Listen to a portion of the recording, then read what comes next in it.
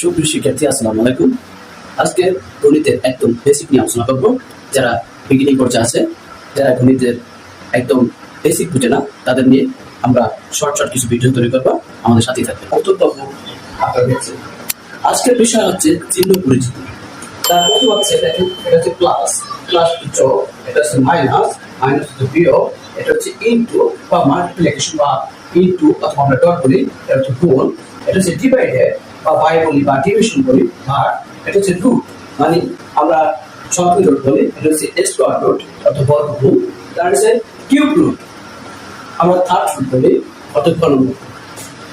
এই বছর যেটা আছে সেটা হচ্ছে স্কয়ার, আর স্কয়ার তো বর্গ, তারপর হচ্ছে কিউব, কিউব অর্থ ঘন, তারপর যেটা গ্রেটার দ্যান মানে বলি এ গ্রেটার দ্যান বি, এটা হচ্ছে less than a less than B, তারপর ইকুয়াল, তারপর হচ্ছে কি পার্সেন্ট, ইকুয়াল অর্থ সমান আর পার্সেন্ট অর্থ শতকরা। আলোচনা এ পর্যন্তই।